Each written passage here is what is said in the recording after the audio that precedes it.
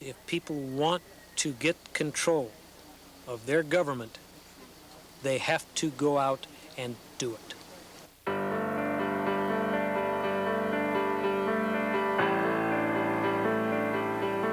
Never doubt that a small group of thoughtful, committed citizens can change the world.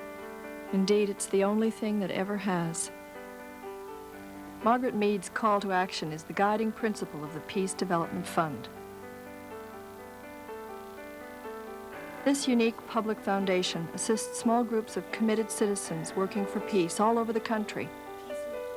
Each year, PDF raises the funds, which it then directs to carefully selected organizations.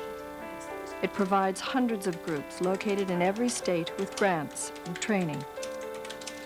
PDF understands that in a democracy, it is only through these local efforts that peace will become deeply rooted in our people and communities. Often people want to give money to grassroots groups around the country, but it's hard for them to figure out where to give it. There are hundreds of groups out there. They're very diverse. They're working on different issues. Our staff helps those donors by finding the places where the money can make the biggest difference. It's really a service that we provide to donors. The groups that we fund are all across the nation. There are thousands of small groups that we are one of the sole sources for support for them in the foundation community.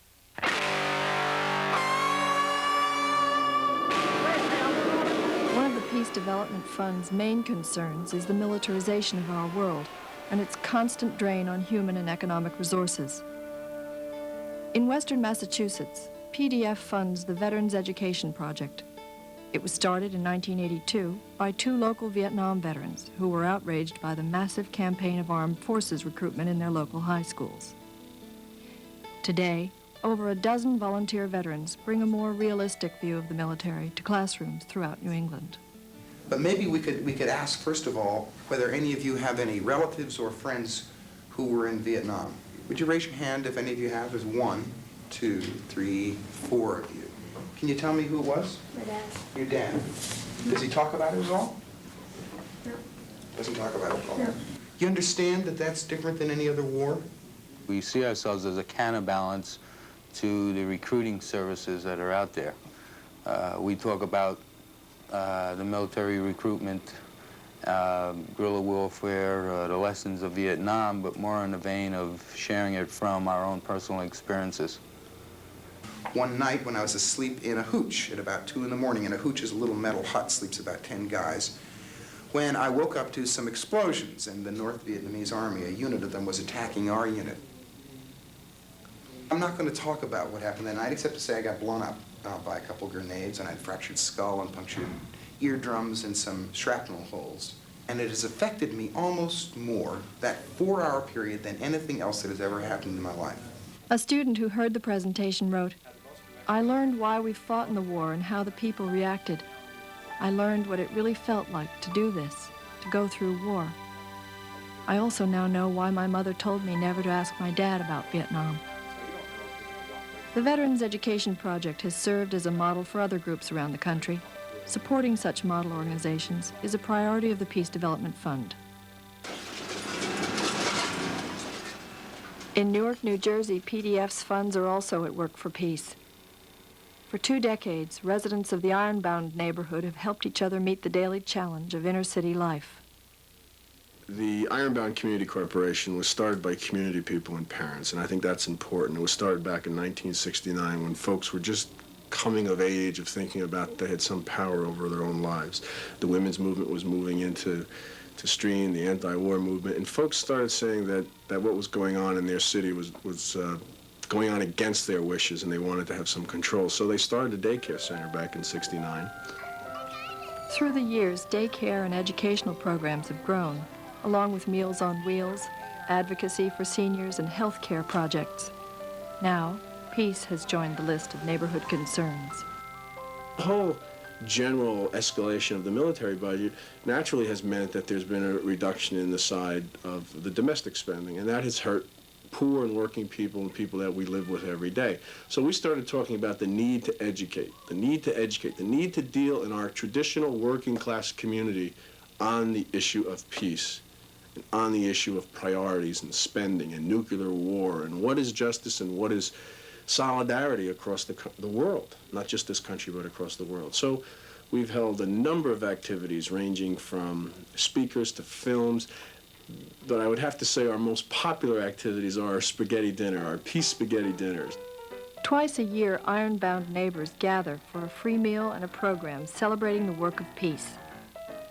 From over 20 schools in the Ironbound and other parts of the city, children on every grade level have entered the peace poster and peace essay contests.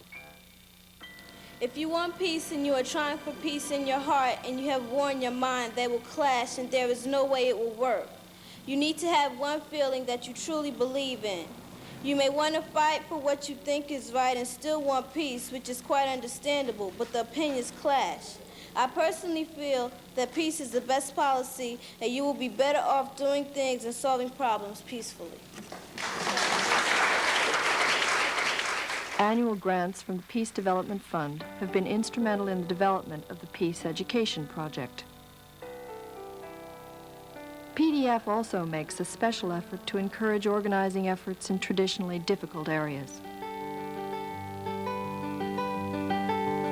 In the American South, peace work is just taking hold in the grassroots. The fund is giving support to dozens of local peace and justice organizations in every southern state. It was largely through PDF's work that there is a Piedmont Peace Project.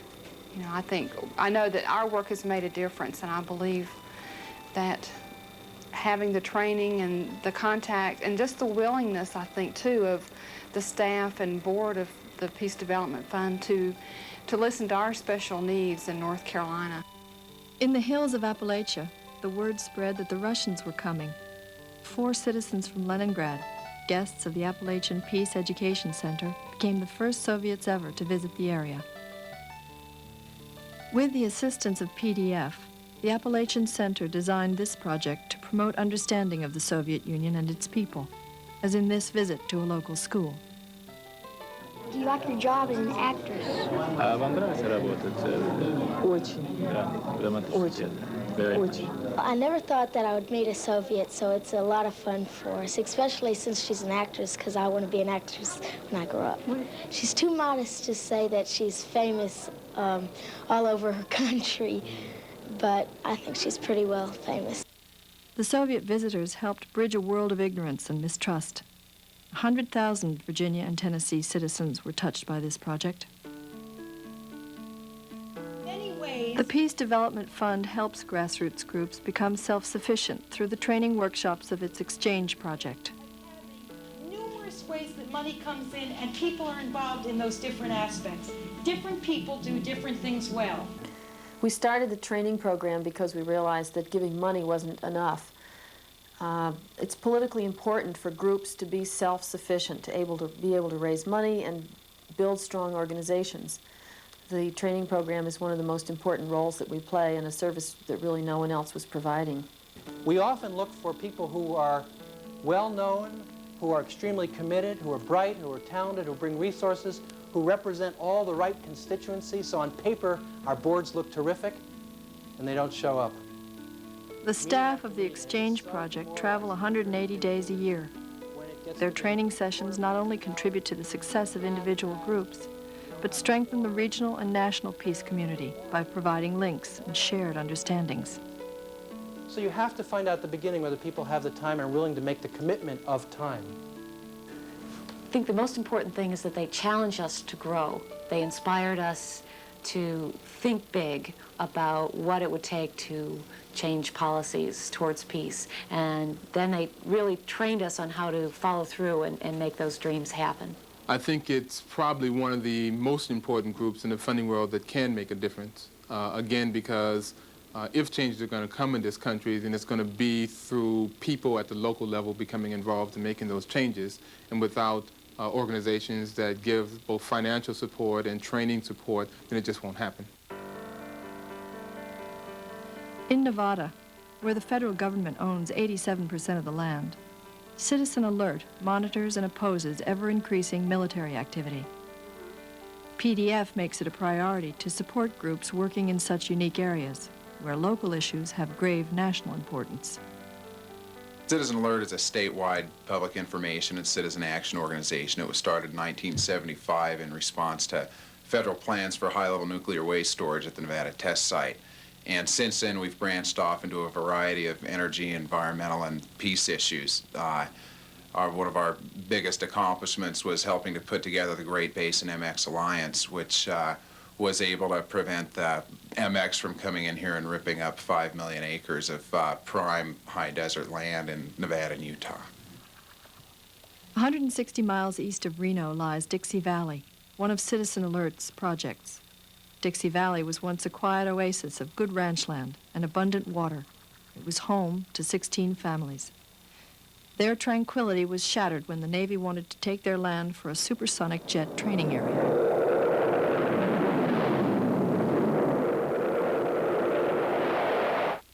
In 4 years, we've recorded over 450 sonic booms, a different degree of intensity and overpressure. They've cracked our windows. They've cracked the house all to pieces. No sense fixing it anymore. In '83, they almost blew the roof completely off the house. The militaries don't have an affinity for the land because they're tumbleweeds. They look at the valley from the air and they say, well, it's a vast wasteland. There's nothing out there. They've told us that, stood in my house and said it's a vast wasteland. And it's only good for bombing. The Air Force, too. They think there's nothing out here. And it doesn't make any difference if this is a little isolated settlement here. It doesn't make any difference if they destroy the people. They have no remorse about it at all. It doesn't make any difference to them whether they caused heart attacks and people have died as a result. It doesn't make any difference. Why, we're doing this grandiose, magnificent thing. We're protecting you. They're protecting me. They've protected me out of everything that I own. The effort to save Dixie Valley failed, but the spirit of its residents grew, even more determined to stop the militarization of their state. On Memorial Day, they made one more public statement. With the help of Citizen Alert, they staged a mock burial.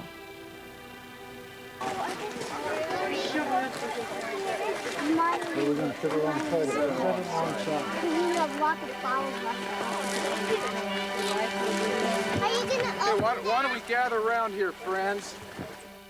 We'll go ahead and remove the top, and if people want to put mementos of Dixie Valley into it, we'll bury it, and it'll be a lasting memory for generations to come. If you'd like to say a little piece about what you're putting in there or what you feel about it, why, that's fine too, because I know somebody has. You want to get that, Bob, and we'll get the top.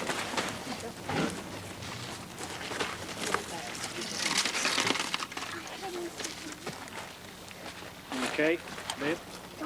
I have water, and I don't think we're going to find the kind of water or the amount of water that we have in Dixie Valley ever again. That's my first. My second is an empty bag. That's what this has left me like, is empty. My home is empty and my heart's empty.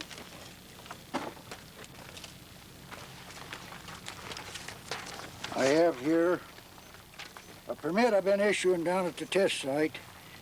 On it I wrote, Death of Dixie Valley. We did not want this. Sign my name, William Rossi Sr. On it, it has a treaty from the Western Shoshone Nation, and the treaty in it, it says we're supposed to all live here in peace and not be fighting one another. And this valley is being taken from these people just like the Western Shoshone Nation was taken from the Shoshone people. And government allows this to happen, and it's something that they agree to on this treaty, that this would never happen, but it has happened. Oh, so we'll put a place for little flowers here. Mine's kind of funny looking, but it represents my animals. There won't be any place I can go, and I can have what I've got here.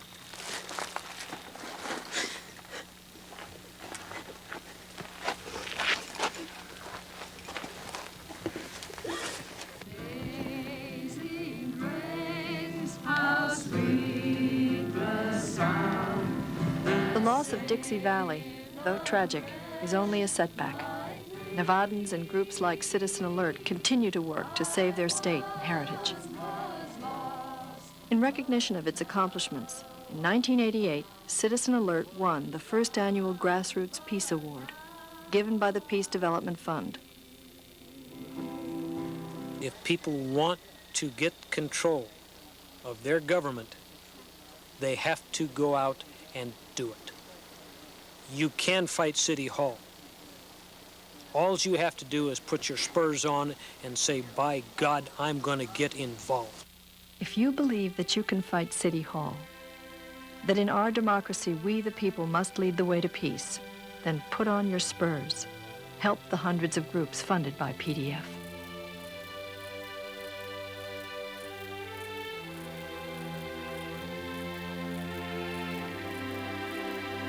As a donor to the Peace Development Fund, you are taking action on a broad front of human concerns. Your contribution works for nuclear disarmament, for peaceful resolution of conflicts, and for an end to the militarization of our country and our planet. Please join me in supporting the Peace Development Fund.